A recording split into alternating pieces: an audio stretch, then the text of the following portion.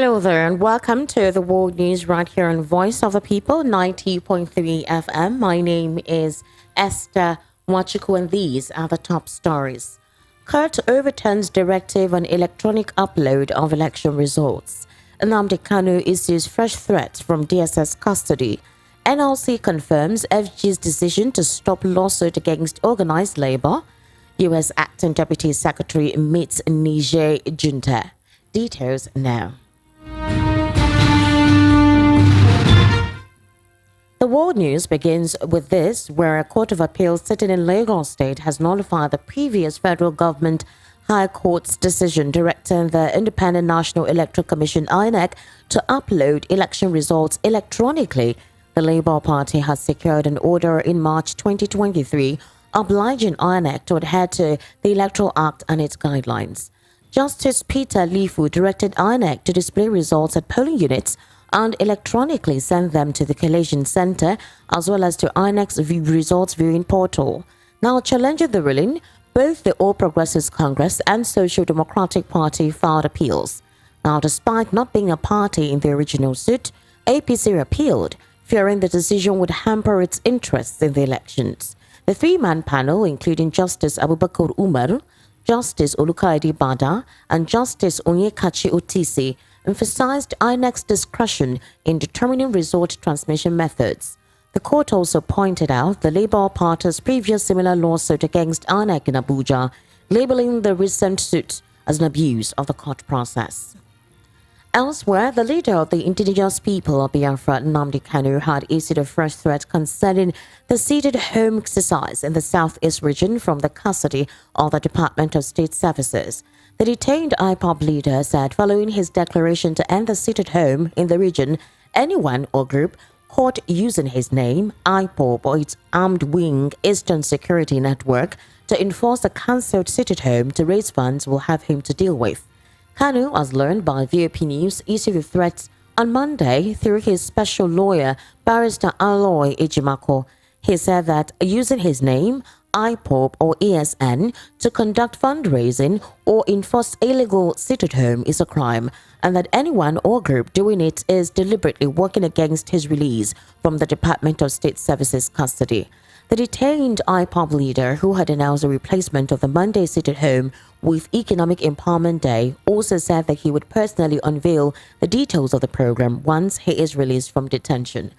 I want us to actually look more into the statement, especially from Nnamdi Kanu, who is still the DSS custody. And of course, right here with me in the studio, I have a social affairs commentator and analyst, including a political enthusiast, Mr. Tochukwu. Right? Hello, sir. Mr. Tochukwu, how are you? I'm fine. Well done, and welcome to VOP World News. Thank you very much. So in the World News here, we try to dissect some critical issues so we have a better understanding of most of the stories that we read in the news. The idea is when we give incisive details of these issues or the news behind the news, then there is a proper understanding of most of the trending stories. Now, Nnamdi Kanu is in the DSS custody at the moment. And about 2 weeks ago, he wrote a letter, especially for Simon Ekpa in Finland, telling him to stop the erratic and, supposed nuisance being conducted in the southeast, to stop it, that those orders are not from him. He is saying he cannot pursue a cause that literally denigrates the economic progress of where he comes from, of his region. So that order is not from him. However, some individuals have been using the opportunity of sit-at-home, enforcing sit-at-home, to collect money from people to raise funds.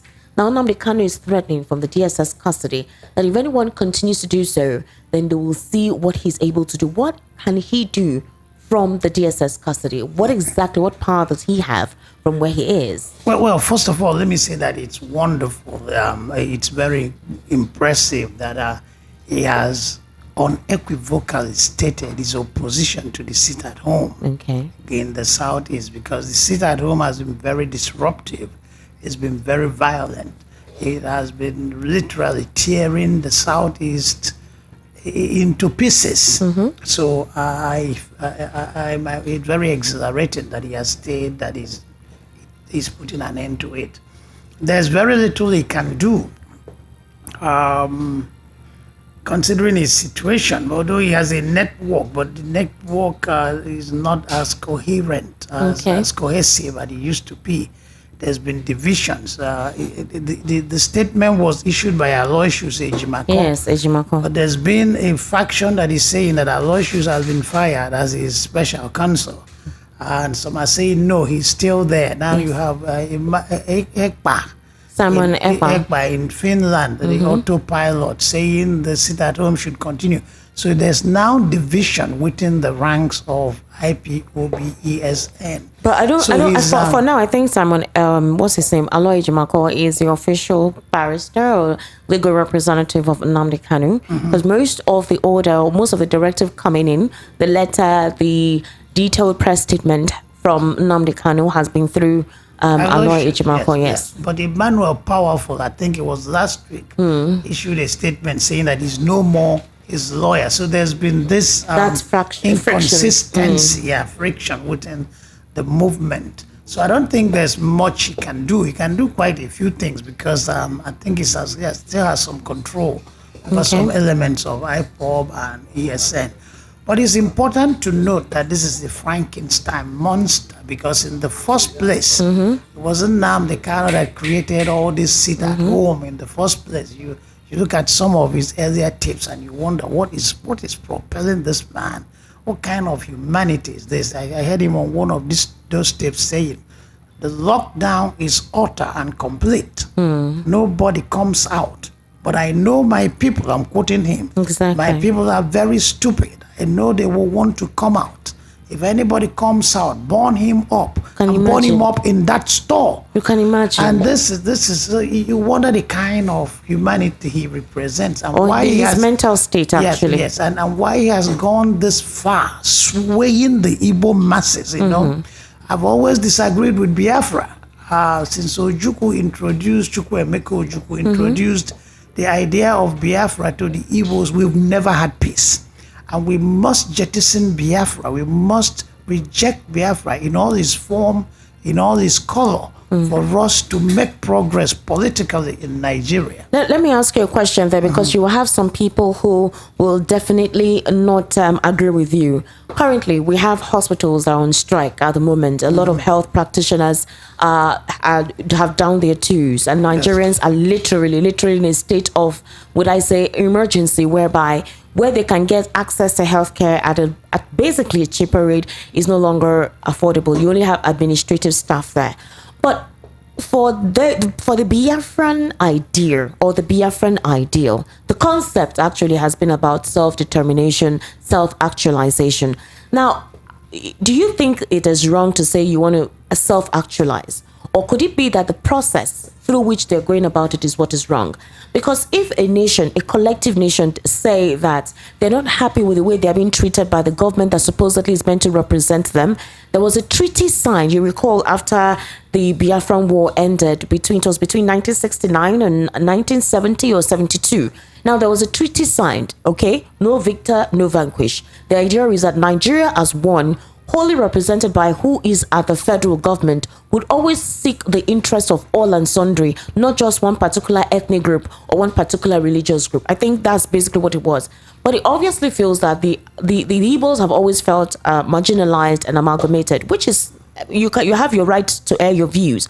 So, but do you think it's the process through which they're going about it, the essence of having to not just isolate yourself, but become an enemy sort of, and then with this current state at home, which has sort of deteriorated the economy of the Southeast? So I'm trying to draw you back to your earlier statement where you said you've always been against, the Biafra, whatever, yes. And that Chukwuemeka Ojukwu's introduction of Biafra is something that you've always faulted. Yes. So the question I'm trying to actually put across to you is, the self-actualization mantra and the process of going about it, whereby there have been hostilities within the region, is which one of this are you looking at? Okay, first of all, there was no agreement signed saying there's no victor, no vanquish. Biafra surrendered unconditionally. Okay. Biafra laid prostrate at the feet of the Nigerian army. Gowon, in his magnanimity, Gowon is a good man. Okay. Gowon, it may have been the first time in history where a conqueror, instead of stepping all over the defeated, reached out a hand of friendship to say there is no victor, no vanquished. Go on, said that. It wasn't an agreement. Ojukwu ran away and Biafra surrendered unconditionally. Go on, said in this war there has been no victor, there has been no vanquished. Secession is not self-determination. Okay. On February 24th, 1967, it was, 67, Adakaboro declared the Republic of Niger Delta. Adakaboro was an Ijeoma man who wanted Niger Delta to secede from Nigeria. Then General Ironsi was in power in Nigeria. Ojukwu was the governor of Eastern region. They attacked Adakaboro and his men, suppressed them, seized them, and jailed them. Why did they not respect his right to self-determination? In 1963, 61, 62, 2 years after Nigeria's independence. The people of Katanga in present-day Congo, Democratic Republic of Congo, wanted to secede from Congo. There was a war and they were defeated. Why was their right to self-determination not respected? The southern United States of America wanted to secede from America, and there was a war. The Irish Republican Army want Northern Ireland to secede from Britain and become part of Ireland. They've been defeated. In Sudan, the war lasted up to 50 years before the with the South Sudan. In Eritrea, Ethiopia, the war lasted up to 30 years. Why were the right to self-determination of these countries, these people, not respected? Secession is not self-determination. The propagandists, the Biafran propagandists, are confusing the Igbos by saying secession is self-determination. Okay. Self-determination means you can determine for yourself. Are we not determining for ourselves? Don't we elect our governors? Despite the imperfection of the Nigerian electoral system, we elect our governors, our senators, House of Rep, our president. Elect, but sometimes we do know that in most instances it's not a collective decision of the people. When you hear complaints, when you hear cases taken to the election petition tribunal, like we currently have now. So yes, we do our self-actualization. We do determine what we want, but in some instances, it's not represented as a collective nation for the people. It's not a perfect process. It's not a perfect process. Yeah. Okay. And there's nowhere in the world where you have a perfect electoral system. You keep improving and improving and improving. Okay. But that does not justify secession. If you want to secede, be prepared for a war. Almost every secession elicited a war. Why did the Igbos expect that their own secession would elicit an applause from the federal government? There must be a war. It's not self-determination. We must separate the two. Okay. Yes, so that's the point. Okay, thank you very much for that. That's a very different conversation that is not basically what we wanted to concentrate on, but your point of view is duly noted in terms of you having to properly explain these things, because when you hear the generation of now asking for self-determination, self-actualization, and they give you the basis through which they are demanding for these things, which is quite understandable, you would have expected that some form of negotiation or dialogue would have taken place, especially with other governors and elders of the Southeast, and see how, their matter, their ideals can be well represented at the federal level. And what people expected that President Bola Ahmed Tinubu would do the due diligence of having to cement the fracture that had been, witnessed, especially with the just concluded elections, and see how he can let everyone know that all and sundry I represent. Yes. But let's move on to Asari Dokubo, because you mentioned about the Niger Delta when they wanted to secede. Now, despite allegations of vote rigging being raised against President Bola Ahmed Tinubu in 2023, earlier this year, the former Niger Delta insurgent commander Asari Dokubo is suspicious of these claims. Okay, so in a recent interview, Dokubo said he is astonished by the statement, since it seemed unlikely given the current power dynamic in the election.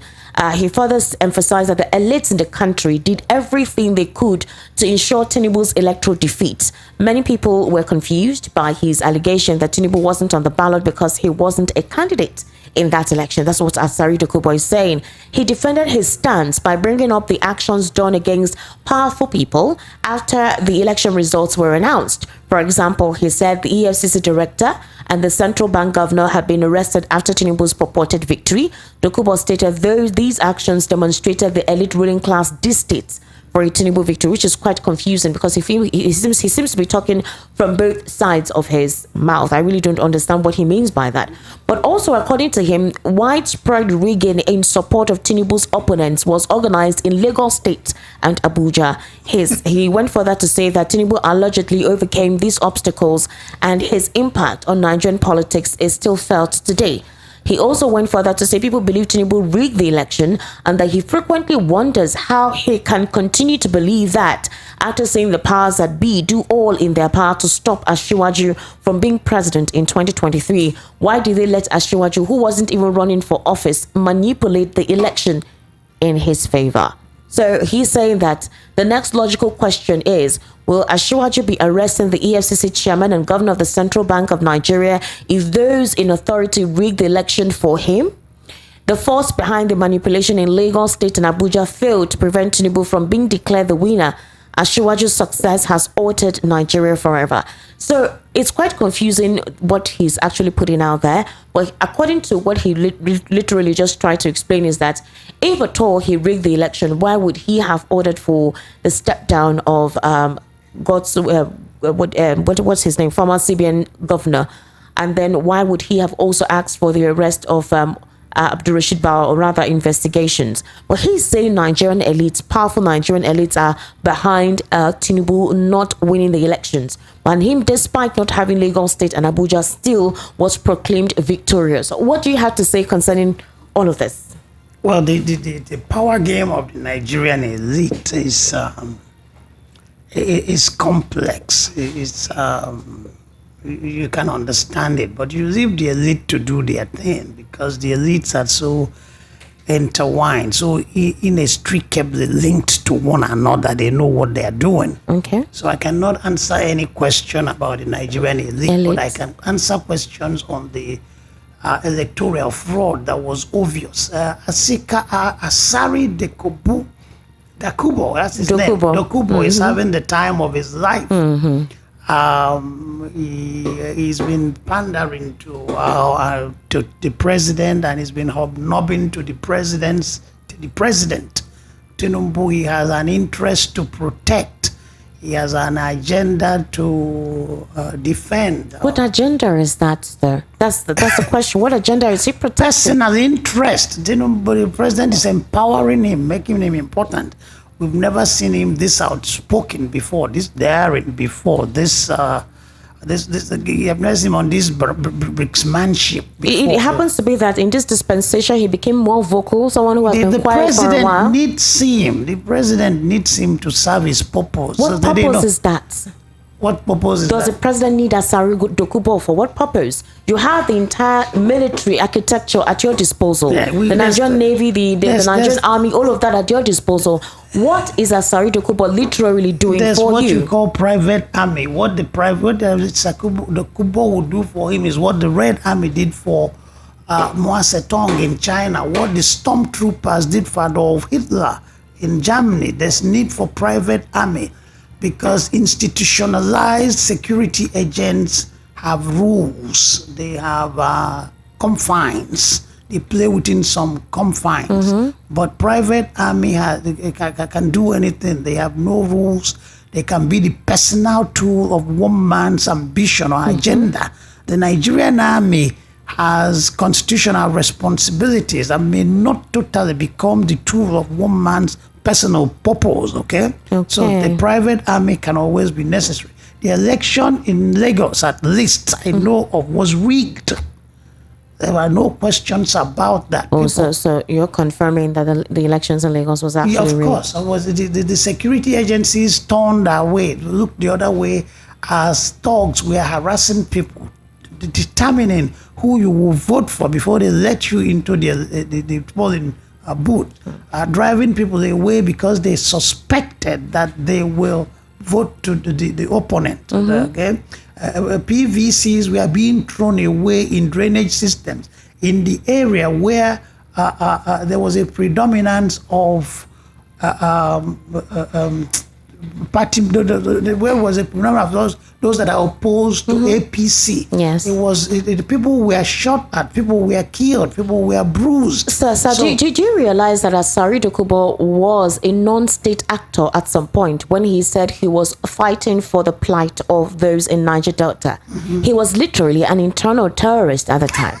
You're literally empowering an internal terrorist on what purview, on what platform? The thing is this. Why I'm asking this question is that we have the supposed ESN in the southeast. We have IPOB in the southeast. We have Boko Haram right now. They have no particular region. They're literally, all over the place. They're destroying and pillaging and doing all whatnot. We have bandits, all right? There's kidnapping on the rise. Crime has become an internal business in this country, which Western powers may even be taken advantage of by supplying weapons to these individuals. Yes. But you silently, at one part, allow one individual do this brazenly, display guns, show us pictures of his boys and in support of you, and you're fighting other supposed individuals that we can term terrorists. What does that say about the perception of the administration when it comes to security? What does that say about the president's presidency or his disposition towards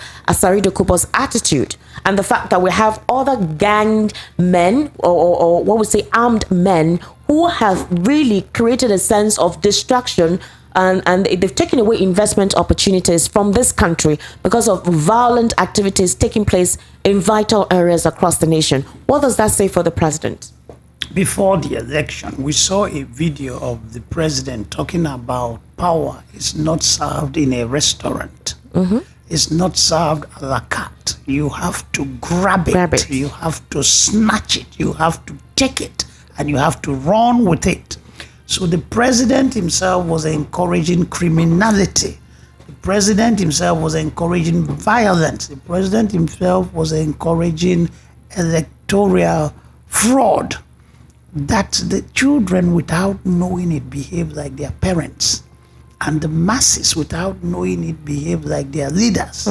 So a man that said you have to snatch power, you have to a man that was encouraging criminality and violence and disruption of the electoral process would naturally pander to terrorists, gangsters like Asari Dokubo. And people like Asari Dokubo will see room for expansion, room for growth under the tutelage of such a president. So we are not surprised the way things are going. My prayer will do the right thing. All right, Mr. Chukwu, because we're out of time. Apparently, this brings us again to what is going on currently in Niger. As you know, President Bola Ahmed Tinubu is the ECOWAS chair. And immediately there was a war declared, or rather when Niger, usurped power from Mohamed Bazoum, and the first, alteration, or rather the first statement the president did, or the ECOWAS chair did, was to tell them, give them 7 days ultimatum, otherwise there will be a military intervention. And a couple of analysts have said that the president was too quick to respond. That is what they call international diplomacy when it comes to handling issues like this. Now, let me read this to you. The United States Acting Deputy Secretary Victoria Nuland arrived in Niamey, Niger, the capital of Niger, yesterday. She held a meeting with Moussa Salou Bamou, the self-proclaimed defense chief of Niger's junta, and 3 other colonels supporting him. Now, the purpose of the U.S. top officials' visit, it was learned, is to provide recommendations on how to restore democracy in the West African country, and that what is at stake in terms of economic help and other aid if the situation is not reversed. Now, Nuland talked with Bamou and his staff for 2 hours, including some side chats. Now, her demands for meeting with deposed President Mohamed Bazoum and the junta commander Abdurrahmane Tiani were denied. So it's obvious that those in Niger intentionally did what they did.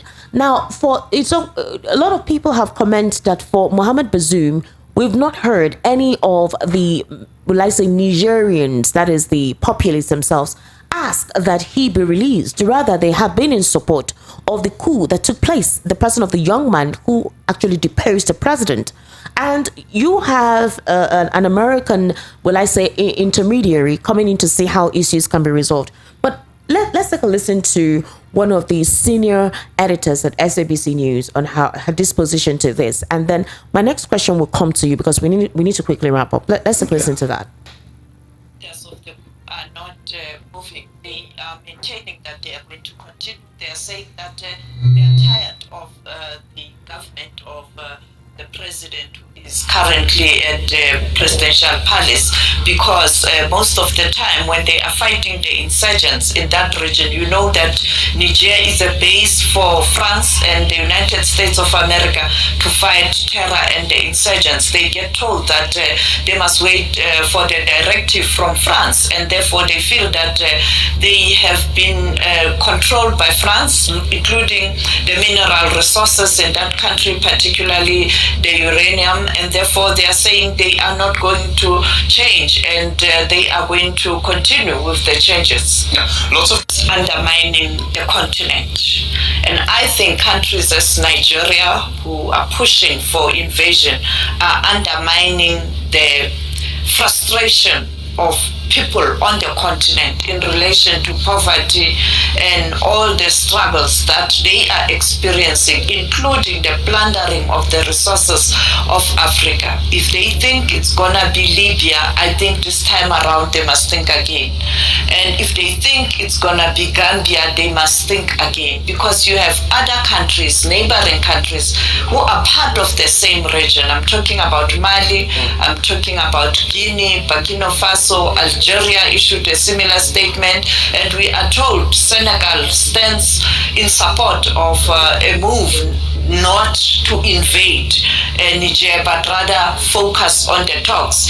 And therefore, I think Nigeria at the moment, at its weakest moments in terms of the economic challenges in that country, including the leadership of the incumbent, as you know, that is being challenged in the courts in Nigeria based on the outcome of the elections recently. I think we are likely to see a proxy war in West Africa, something that is not good for the continent. And I think the African Union is found wanting. It is very weak at the moment. At the helm, you have Comoros, a small country, and therefore the advice that's given to the region and the African Union, I don't think that those advice are going to assist the continent. So that was Sophie Mokoena. She's an international news analyst and senior SABC News editor. Do you agree with what she recently described about what's going on between ECOWAS and the situation with Niger? Well, the central tenet, or one of the central tenets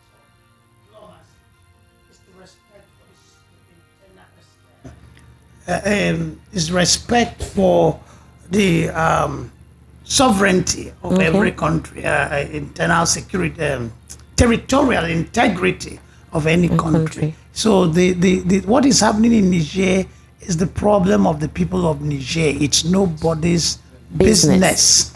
And the people of the Niger are out on the streets celebrating. They are all in support of the coup. And they were attacking politicians. They were sick and tired of the politicians, their corruption, their inability to deal with the situation, especially with the economy and security. And their subservience, they are being toadies to the French, who continue to exploit them after decades of independence. So they have reasons for this coup, and the people are comfortable with the coup and the coupists. So every other nation should stay out of Niger and let them sort their problems out. Which brings me back to my question now. Yes. With the situation in Niger, and would you say that is a similar attribute across West African countries, including Nigeria? You recall that the situation with Niger started from their elections in 2021. Yes. When Mohamed Bazoum, in fact, this is the second or third attempt, coup attempt for deposing him. This one was successful. The first one was scuttled. You had protests took place concerning the fact that they were not comfortable, they were not happy with the fact that the person they wanted was not whom eventually was declared as a president. And some analysts, just like you have said, that Western influence, or there are Western allies who want some certain, they want to have a certain relationship with these West African countries because of their natural resources. The question I will ask you is, what do you think is going to happen now, especially with the fact that the president eventually did not do anything after the 7-day ultimatum. That is the chairman of the ECOWAS committee. He has not said anything. You know, there was supposed to be a military intervention, which did not take place because the Senate refused. They declined his request, which is a procedure that he ought to have taken up first before making the statement he made. Now, do you think this would make him look weak? He is weak, and he has to be weak. He has no moral authority because of the circumstances surrounding his emergence as the president. We talk about military coups. There are civilian coups. What is a coup? An illegitimate takeover of a government is a coup, especially when violent. It doesn't have to be violent. If you take over a government illegitimately, like the case in Nigeria, it was a coup. Moreover, ECOWAS cannot do anything with the exception of Senegal and Ghana that has tolerably decent, credible democracy. The rest are dictators. Meanwhile, Nigeria is supposedly the giant of Africa. And the giant of electoral fraud and dictatorship. So you're saying that we're running a dictatorial government? It's dictatorship, it's tyranny cloaked in democracy. Tyranny cloaked in democracy. That's what I call it, yeah. Dictatorship cloaked in democracy. Wow. Don't you think that's quite harsh?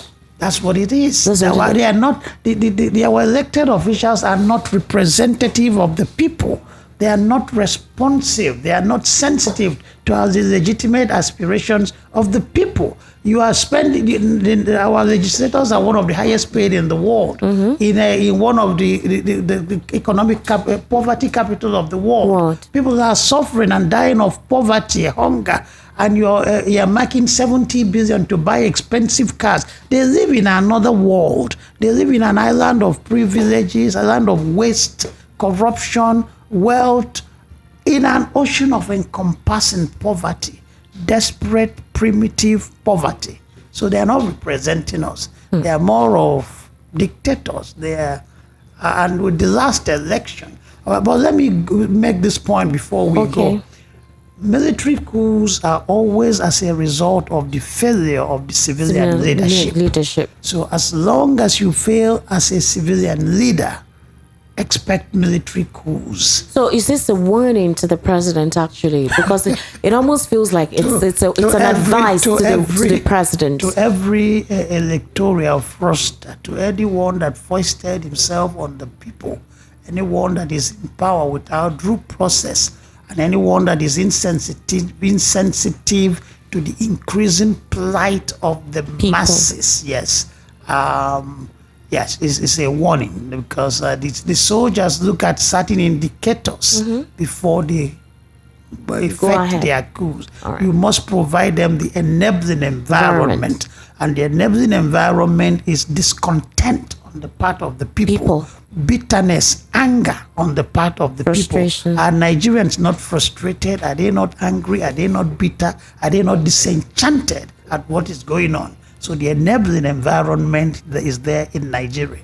All right. Thank you, Mr. Tochukwu, for coming in on the World News at 12. I sincerely appreciate your insights and you giving us details on most of these issues on the World News. Thank you so much. You're welcome. Now, another for us to wrap up the World News. Here again are the top stories. Court overturns directive on electronic upload of election results. Nnamdi Kanu issues fresh threats from DSS custody. NLC confirms FG's decision to stop lawsuit against organized labor.